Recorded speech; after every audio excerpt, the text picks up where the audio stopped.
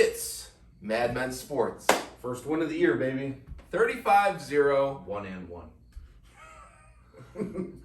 Wait, hold on. I don't know which way it goes. We're 1-1. 35-0. A shellacking. Murdered the Miami Dolphins. I think PETA's going to show up at the airport. Oh, God. Not here. Oh. We didn't do anything, man. Our hands are clean. We're not touching any Dolphins, I promise. No. Ace Ventura can stay at home. Shout out that Texas detective. Absolutely. Listen, the Bills did what we wanted them to do, right? Not what I wanted them to do, but yeah. Listen, I asked for a 50 burger. I came up 2 touchdowns short. But listen, after the Steelers game, we were like, whoa, that was close. We thought we had a beat down on them. If you're going to go right and get right on a team, it's going to be Miami. And they did. I would say that was a get right game. Yeah. Maybe not for everyone. There are some things we want to talk about with the offense. But there's a get right game still. Nonetheless, the defense did what the defense looked like they were going to do last week. The defense beat down on Miami. Best I've seen the Bills defense in a long time. Yeah, we talk about the team that kind of that was carried by the defense to make the playoffs back in, what was that, 2018, 2019? 2019? Sorry, the years just keep going and they don't stop coming. 2016. Yeah, but the 2019 team that carried them to the playoffs, or 2017, excuse me, when that team definitely carried Tyrod to the playoffs. I think this version is their best because this is a pass rush that we haven't seen since the Mario Williams days. And then you couple that with a secondary that is ball hawking and breaking up passes. I mean, Trey White had a play that was behind him, and all he did was put his hand out, deflected a huge gain. Now, granted, Miami, Devontae Parker, Albert Wilson, they dropped touchdowns yesterday, which was weird. Listen, sometimes you get lucky with a shutout. Sometimes you force a shutout. We're going to kind of pack it in and say that we forced a shutout, but also... They spent a lot of time in the red zone. Yeah, not yesterday. A lot of points. Zero points. And not a lot of points. Not a lot of points coming through on that end. It's weird that they kept going for it on fourth down. The Bills held them to 0-4 on fourth down. I thought that was a huge stat line. Really told the story of really the conversion rates of this game. Is there wasn't a lot of field goals. None for them. None for us. Tyler Bass did miss one. Broke up his streak. That's okay. He didn't owe us anything. Tyler Bass owes us nothing.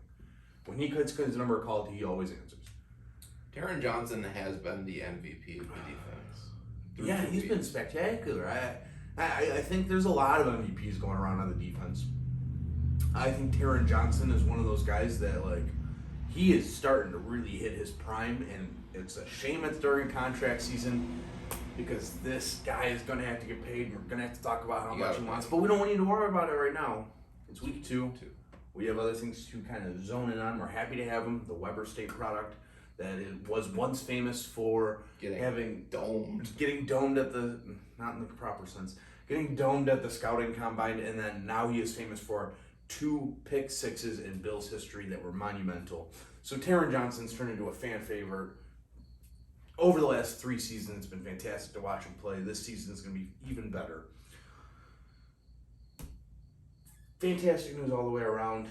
There's a couple things we wish we saw. Now, after the game yesterday, Jacob and I had a conversation saying, man, I don't feel as happy as I should for a 35-0 blowout, but we also had the conversation just immediately after saying, maybe we don't need to feel like that right now. It's still early. There's a lot of changes. Listen, we can bring back 10 starters from the offense, but there's still a lot of changes to the offense. They played with no noise last year, and I don't want to get hung up on the Josh Allen can't play a noise thing, but it's a big thing for everyone. The offense is playing with noise. The linemen are playing with noise. Everyone's, last year was a very offensive, intensive, there was no home field advantage. There's no home field advantage in Miami, but, there's no home field advantage. We did have the home field advantage. Exactly. It was a home game, as the Bills tweeted out, which was kind of a nice, shady spot in Miami yesterday.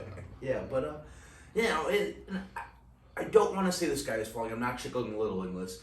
And if this is the new floor for Josh Allen, is the 2019 Josh Allen, I'm more than happy to have this as his floor rather than what we thought his floor was going to be coming out of the draft. This is his floor. We know what his ceiling is now, or at least what we thought his ceiling is. He could be even higher than that. But I'm not going to act like this is his new regression. He didn't regress to his new ceiling being this. We saw what his ceiling was last year, right? Am I wrong? Yeah. And then this is his new floor. 2019 Josh Allen's his floor. And the 2019 Josh Allen, with an so-so defense and okay weapons, is a 10-16. And Tom Brady was still in the division back then. So now you have Stephon Diggs. So And Emmanuel Sanders Yeah. played well yesterday. exactly, 2 catches, 41 yards. I'm not going to say that I'm panicking yet. It's new. The running backs were the game plan yesterday even. They had 3 rushing touchdowns. The second play of the game, Devin Singletary takes it 46 yards for a TD. That's exactly what you want. Zach Moss buried his aunt, as he said on Saturday. Turned around, had a 2-touchdown game. Now, granted, Josh Allen had that rushing touchdown. He didn't need to slide. Don't need to hang up on it. Zach Moss gets the touchdown duly. He did have a fumble. Don't need to hang up on that. They won 35-0. You don't need to talk about fumbles. 75.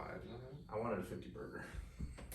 Offensive line. What do you think of the offensive line? Little better. The tackles weren't perfect, but I'm not going to pin anything on Deion Dawkins until I feel like mid-season he's healthier. There's a long way to go there. Darrell Williams, he had a regression this year, and I think that's going to be regression to the mean for him. But that's okay.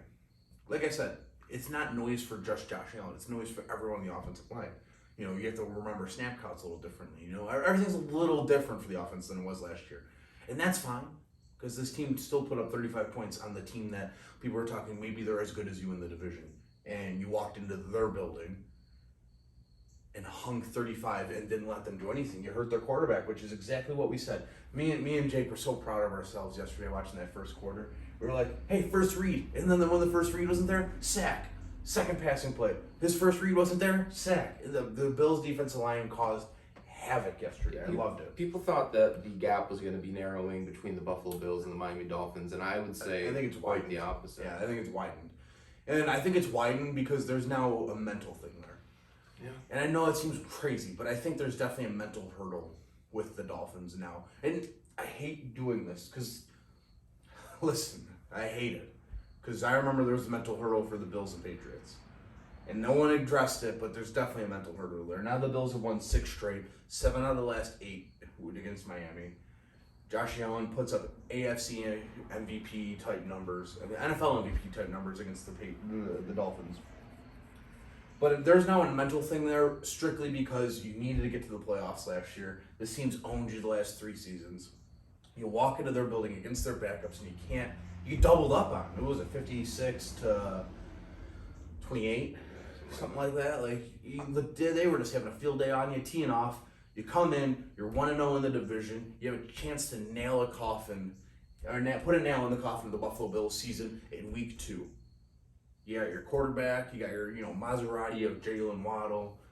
Your defense is supposed to be your Xavier Howard did get an interception. He did get a pick. Good call out, Jake there. But your defense is supposed to be the most shining thing on your team, and you get 35 points hung on you as you put up 0. And now there's a whoa. The Buffalo Bills are a mountain to climb.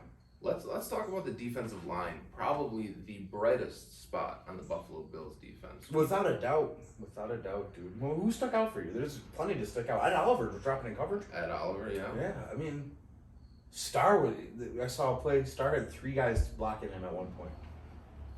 It makes it different. This is exactly what you wanted out of everything. You know what I mean? This is your draft picks coming to fruition. You spent a first on Ed Oliver. You spent your first pick, second rounder on AJ Epinesa. You get Greg Rousseau. You coax Star Lotulelei coming back. This is what you asked for. AJ Epinesa, another strong game, stronger even. You said he had 8 pressures. 8 on pressures. A rotational, was it 47 snaps? Yeah.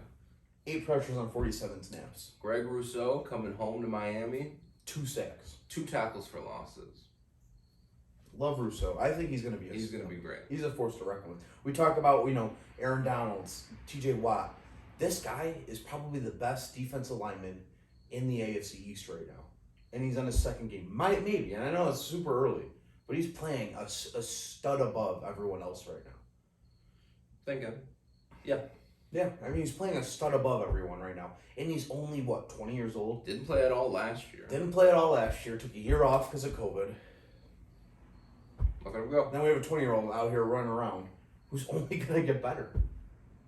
And he might extend Jerry Hughes' career one season. You know what I mean? Matt Milano played well. You know who's playing well, too? And he's not showing up on the stat sheet as much as he should. Mario Addison. Mario Addison's playing much better than he did last year. I'm really loving this defensive end cycle for the Bills. F.A. Obata didn't end up playing, and that's fine. Listen, you got to find some fat to cut every now and then, and maybe F.A. Obata is the guy that's on, off. A little disappointing about Boogie. Listen, but I want to be excited about it. I want to, too. I think he's going to be a stud, but he can only get better from learning. He's a little undersized, always going to be undersized. He kind of swung on that one. You see, you can mature him like AJ was. AJ didn't start out hot last year. No. You got to keep everything in perspective. Edmonds and Milano stuck out big time yesterday. That was a fantastic game for both of them. Milano, man, a sack, a forced fumble on the goal line, for crying out loud. Milano's my favorite cookie. I can't believe. Remember when we used to have to worry about his locking him up? Yeah. We don't have to worry about locking him up anymore. He's locked up. I would just have to worry about locking up Taryn and Tremaine. But the cap goes up. Cap goes up. And I think the cap goes up at a perfect time. And I know a lot of people are like, I was reading comments today. Oh man, Josh Allen's looking like 2019 Josh Allen. You shouldn't have paid him. You should have been improving in December. Paid him in December what he's worth current. Listen, you can't do that. You got to instill trust and integrity in your quarterback. He's your franchise quarterback. He gets you the AFC Championship game. Somewhere where you haven't been. Yeah, exactly. I don't care if Matt Schaub did that for us. We're at least giving Matt Schaub another year to do that. Josh Allen's, 25? Yeah. And doing that for us, you're going to get 10 years. He's October. He's an October baby. Okay, I thought he turned 25 earlier. Do you mind if I check you out? Yeah. Just because I think we're born in 96. We're both born in 96. So he's 24 up until like early October.